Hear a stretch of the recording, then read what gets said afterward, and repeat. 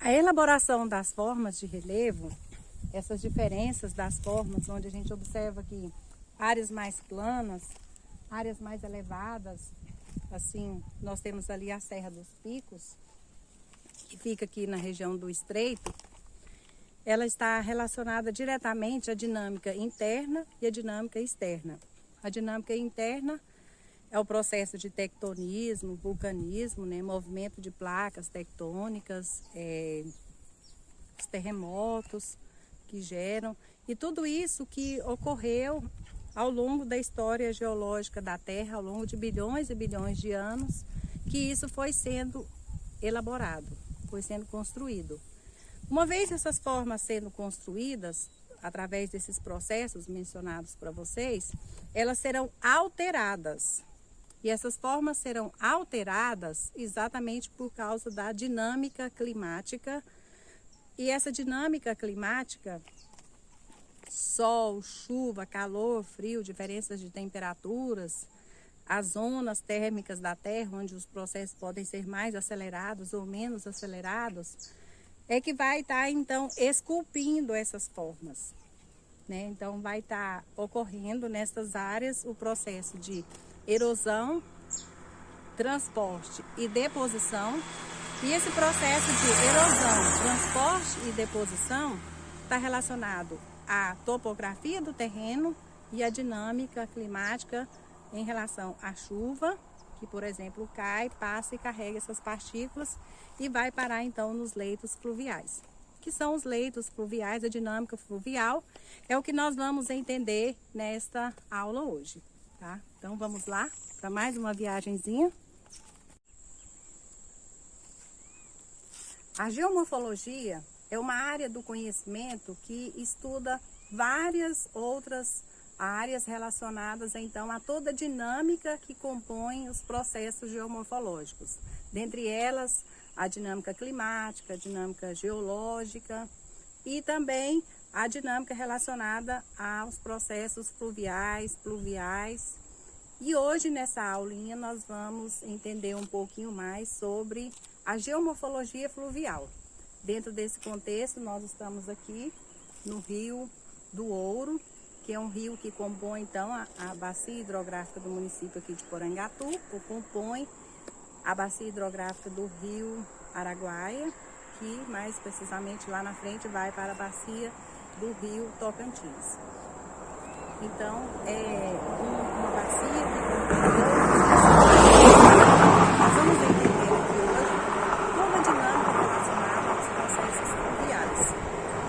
Mas por que disso para a geomorfologia? Qual a importância disso para o nosso estudo relacionado às formas de relevo?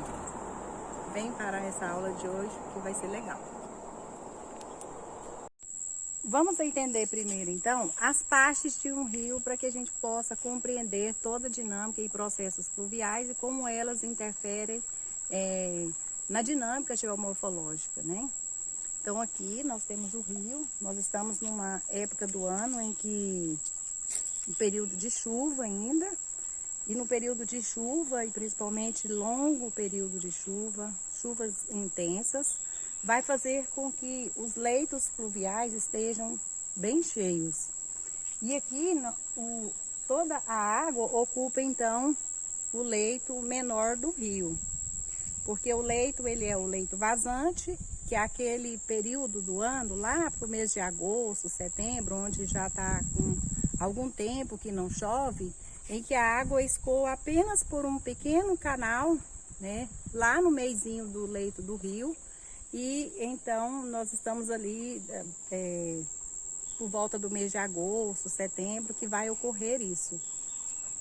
No período de chuva, já com as cheias, e então aumenta essa carga de água do córrego, né, do rio, e então essa água vai ocupar o leito menor, toda uma calha maior do leito fluvial. Só que nós temos as enchentes, né? E as enchentes, então, vai ocupar o leito maior do rio. Daí o cuidado da gente saber até onde vai o leito maior do rio, para que não se construa nada nessa área, para não ter o risco de inundação. Eu vou mostrar para vocês aqui, só para vocês terem uma noção, no Rio do Ouro, até onde mais ou menos vai o leito maior, que é onde foi as enchentes desse ano que já ocorreu. Veja bem que a gente observa que o capim está todo amassado, tá? Até onde está essa vegetação mais escura, tipo que queimada, né? Até lá próximo, depois dessas árvores, é que vai então o leito maior do rio, ou seja, toda a área onde é ocupada durante o período das enchentes, né? Onde chove muito. Então nessa área deve-se ter o cuidado de não estar desenvolvendo nenhuma prática agrícola ou prática relacionada à construção, por aí assim, para que não haja risco para as pessoas, né? E daí é muito comum a gente ver as pessoas dizerem, as chuvas estragaram, né? Os rios estragaram toda a casa, destruiu famílias e assim vai. Mas a gente tem que compreender se essas casas ou se esses loteamentos, eles foram feitos obedecendo, né? Então, esse critério relacionado até onde vai o leito maior do rio. Então, tem que se levar isso em consideração para a gente dizer se foi a chuva ou se de fato foi as construções indevidas nesses lugares, né? Então, é bom que a gente fique atento quanto a isso. Um outro detalhe interessante é que a gente tem que observar é a área sobre montante e jusante. É muito comum a gente ver em jornais dizer houve inundação a jusante da barragem assim assim. Então montante e jusante tem a ver com o ponto de onde a gente está. Aqui onde eu estou, a água escorre nessa direção. Então a gente vê o fluxo de água indo nessa direção. Do ponto onde eu estou, a partir daqui da frente, no sentido do fluxo da água, então vai ser jusante, tá? Do ponto onde eu estou até a nascente, sentido contrário do fluxo de água, será a montante. Então, quando a gente vê os jornais noticiando que houve um fato ocorrido, a montante da barragem ou a jusante da barragem, a gente já compreende. É importante ressaltar que montante e jusante vai ser determinado a partir de um ponto de referência. No caso aqui eu estou utilizando onde eu estou como ponto de referência para montante, né, e jusante. Tá? Então é só para a gente entender esses processos de localização relacionados aos cursos fluviais ou a dinâmica fluvial. Mas então nós vamos entender como o rio funciona, né? A interferência desse rio nos processos geomorfológicos. E aí a gente vai entender então quais são os processos relacionados à dinâmica fluvial: erosão, transporte e deposição. São essas três coisas que a gente precisa compreender: erosão, transporte e deposição. Vamos entender cada uma? Como eu estava dizendo para vocês, então nós vamos entender os processos de erosão, transporte e deposição a partir da água do rio, aqui onde a gente está, né? Vejamos bem, o rio, ele é um lugar onde tem um canal de escoamento, né?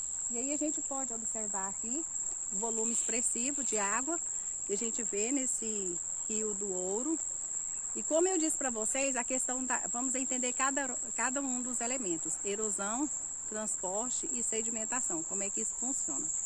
O processo erosivo dos rios vai depender de alguns elementos, dentre eles a forma do terreno, né? Se o terreno é mais plano, com certeza a forma do fluxo de água será mais lento, mais brando.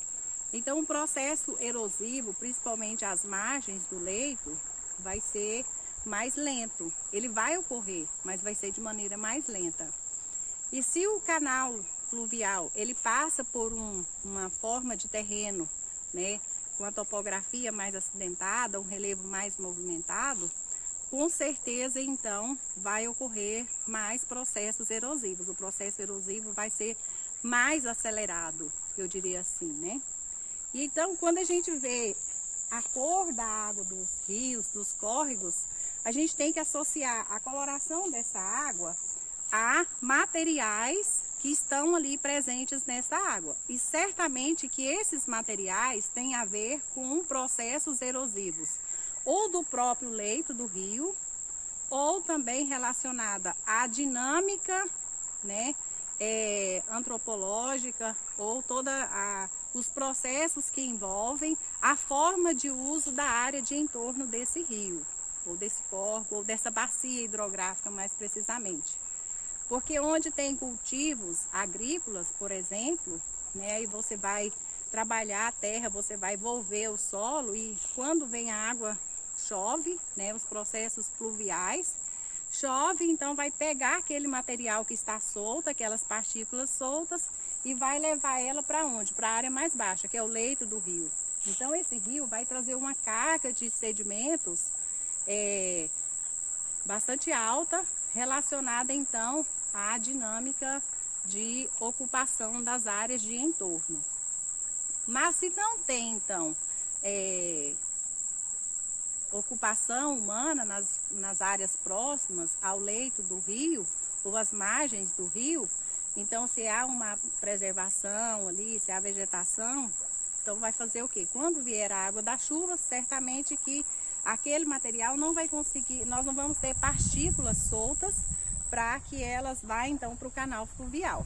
Aqui a gente pode observar, eu coletei água de 2 córregos, do Rio do Ouro, de 2 lugares, aliás, do Rio do Ouro e do Córrego dos Porcos, que fica logo em seguida aqui do Rio do Ouro. E a gente vai observar o quê? De onde eu coletei a água, a gente pode observar aqui que há uma certa transparência. Mesmo assim, a gente vê que a água está um pouco turva, né?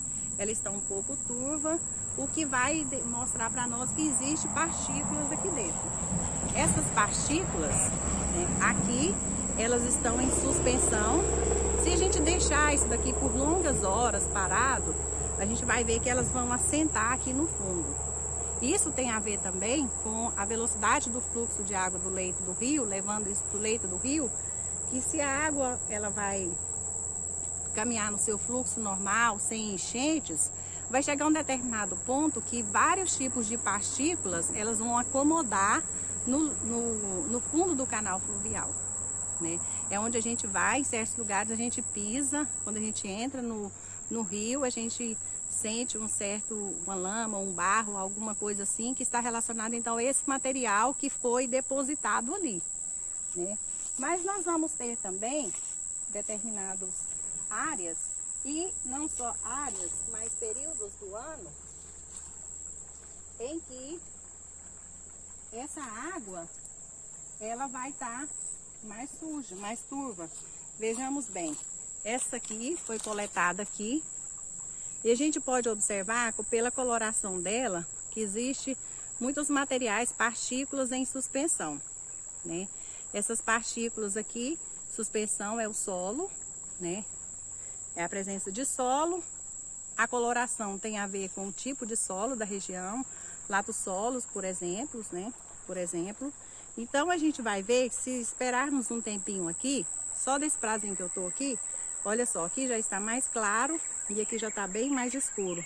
É um material que vai o mais pesado, as partículas mais pesadas, elas vão então para o fundo do leito do rio. As mais leves permanecerão suspensas aqui, né? Por isso a coloração mais clara, mais turva. Agora, isso também tem a ver porque nós estamos num período de chuva, como eu disse, e chuvas intensas, onde a gente sabe que várias áreas, né, estão descobertas pela vegetação natural e tem ali algum tipo de cultivo, ou estão solos totalmente descobertos, facilitando então com que essas partículas sejam carregadas, né, para o leito fluvial. E aí, é interessante a gente observar dentro desse processo que eu estou dizendo para vocês, o seguinte, esses materiais, tanto pode ser esse em suspensão, quanto também pode ser materiais maiores. Eu vou mostrar para vocês outro tipo de material que esses leitos fluviais podem carregar. Por que eu estou mostrando esses tipos de materiais? É porque eles ajudam nos processos erosivos, né? Tanto o volume e a velocidade da água interfere, quanto o tipo de material presente também interfere. Aqui a gente observa seixos de vários tamanhos, né? E a gente pode observar um detalhe, como eles estão lapidados em suas bordas. Veja bem, essas bordas foram lapidadas exatamente pelo atrito de uma partícula e outra e pelo processo de rolamento, né? À medida que a água vai passando, esses materiais vão se movimentando, vai fazendo isso aqui e vai então lapidando as bordas disso daqui. Tudo isso é material erosivo, tudo isso é material resultado de processos erosivos. Agora, o processo erosivo no leito fluvial, o processo de transporte e o de deposição ocorrem concomitantemente. Os três ocorrem ao mesmo tempo, né? Não vai ocorrer só erosão, nem só transporte e nem só deposição. Os três estão relacionados e fazem parte da dinâmica de fluxo de água num leito fluvial. E aí, então, esses materiais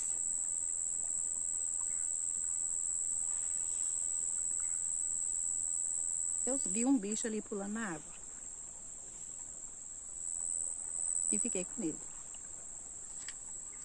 Então, esses processos fluviais, eles compõem a dinâmica geomorfológica porque a alteração da forma do relevo ou as formas do relevo, elas modificam no decorrer da história do tempo. E elas modificam por processos relacionados a esses também, a dinâmica dos canais fluviais, tá? E aí, então, é importante que a gente fique atento quando a gente vê água suja, água limpa, né? Então, tudo aquilo dali é material que foi arrancado de um determinado lugar. Se esse material foi arrancado de um determinado lugar, com certeza de uma estrutura superficial, então eu estou arrancando partícula, consequentemente está ocorrendo ali o processo erosivo, e esse processo erosivo vai estar alterando a forma do relevo, né? Áreas que eram mais altas, vai arrancando partículas que elas, com o decorrer dos bilhões de anos, elas vão sendo rebaixadas, as áreas mais altas. As áreas mais baixas, em contrapartida, com certeza estarão recebendo esses materiais das áreas mais altas. Então vai estar ocorrendo, ao mesmo tempo que uma área perde material, outra área ganha material. Erosão, deposição, erosão, deposição. E com isso vai ocorrendo então o aplainamento das áreas superficiais. É o que a gente tenta compreender a partir daí, então, a teoria de William Morris Davis, onde passa pelo processo de juventude, áreas mais altas, maturidade e senilidade, quando vai ocorrendo então o aplainamento de áreas, tá? E isso então são processos que compõem as alterações das formas de relevo. Vamos entender outras coisinhas mais? Você deve estar se perguntando, mas como é que abastece então esses canais fluviais com esse volume de água durante todo o ano? Então nós temos aí a importância da água da chuva, né? Os canais fluviais, eles são abastecidos pela água da chuva, mas quando passa o período chuvoso, ele continua sendo abastecido por um bom período de tempo. Sabe como? Porque a água da chuva, ela se infiltra no solo, né, das áreas mais altas, que estão próximas ao leito do rio. Elas se infiltram e então ela vai escoando. No decorrer do ano, né, esse processo de percolação da água entre a superfície até o leito do córrego, ele é lento. ou ele pode ser mais acelerado, a depender da condição do tipo de material, se é um solo mais compactado, se é um solo mais arenoso, ou se é um solo mais argiloso. Então, esse tipo de solo, ele vai determinar então a velocidade do fluxo de água, da percolação do fluxo de água para abastecer o leito do córrego logo que passar o período das chuvas, né? Porque aí, essa água, a gente pode observar aqui, vou mostrar para vocês, tem um lugarzinho ali assim. Então a gente vai ver que ali está minando água, né? É essa água que percolou então nessas áreas vizinhas aqui mais altas e que ela está saindo ali, né? É o que a gente chama de nascentes. Às vezes tem muitas nascentes nos barrancos, que elas aparecem nos barrancos ou nos terraços, né, fluviais. E elas aparecem ali, a gente nem dá tanta importância para aquilo, é só uma aguinha que está brotando ali, né? Na verdade, aquilo dali é uma água que é responsável também pelo abastecimento do leito fluvial para garantir volume e quantidade de água por um bom período do ano. Então, assim, esse rio, ele é abastecido pela água da chuva que cai e escoa diretamente, ou também pela dinâmica do processo de infiltração, percolação, e essa água vai para o leito do rio também. Então, isso daí é importante a gente compreender. Ainda sobre a questão da coloração da água e dessa capacidade erosiva do córrego, é importante a gente compreender que os canais fluviais, que é aquele local ali onde a água passa durante o ano todo, ele pode ser rochoso, né, onde determinadas áreas, determinadas regiões que a gente tem as rochas bem superficiais, blocos rochosos, grandes blocos rochosos, e então a água passa sobre ele, desliza ali e vai com certeza provocar maior velocidade nessa água, porque ela não encontra nenhuma barreira para o seu fluxo, né? Simplesmente a rocha lisa vai ajudar nesse processo. Nós podemos ter também canais fluviais aluviais, que é esse caso aqui, onde é muito aluvião que tem presente, esses sedimentos, esse barro que tem no leito fluvial. E nós podemos ter canais fluviais que tem a mistura dos dois. Tem cascalhos, tem essa argila, esse barro, e tem a mistura de grandes blocos de rocha, né? Então, pode ter a mistura de tudo isso. Isso, então, são os tipos de canais fluviais que compõem toda a dinâmica da bacia hidrográfica. Os canais fluviais podem ser também, eles podem ser retilíneos, eles podem ser anastomazados, que é aqueles canais fluviais que fazem bastante curvas, ou eles podem ser ramificados. Esse tipo de posicionamento do canal fluvial, mais retilíneo, mais anastomazado ou ramificado, vai depender então da forma do relevo daquele lugar, né? Se a forma do relevo, se o relevo é mais acidentado, por exemplo, o rio ele vai correr por onde é direção contrária das áreas mais altas. Então, se a serra está aqui, ele vai passar aqui, né? E se são áreas onde quase não tem serras, onde o relevo é mais aplainado, ele tende a ser mais retilíneo, ou se for bem aplainado mesmo, vai ser anastomazado, que ele faz bastante curvas, né? Também, exatamente porque a água ali, ela não tem nada que impeça ela de ir por onde, né, favorecer então a passagem dessa água. E aí, nesses locais onde a gente pode observar os bancos de areia, né, onde pode ocorrer ter as praias, por exemplo, né, as pessoas que aproveitam determinada época do ano, né, porque os canais anastomazados, nos períodos das cheias, a gente às vezes nem observa eles, tá? Porque está tudo cheio, o leito maior, a planície de inundação está toda ocupada por água. Quando passa essas cheias, então vai ficar ali aqueles bancos de areia, né? É onde a gente vê que as pessoas aproveitam então para as atividades turísticas esses tipos de canais fluviais também. Os de leitos rochosos também são bastante aproveitáveis para as atividades turísticas, porque às vezes estão relacionadas a cachoeiras, né, correntezas, né, que tem também atividades práticas turísticas nessas áreas de correntezas, ou as cachoeiras, que também está associada aí ao desnível do relevo. Então a gente pode observar o que? A importância dos canais fluviais para a dinâmica geomorfológica, no sentido de que eles, com o decorrer do tempo, a água passa, à medida que a água vai passando, né, longo período de chuva, vai aprofundando os canais. Depois, logicamente, aquele material que está em suspensão vai sendo depositado, então vai ajudando no alargamento das áreas.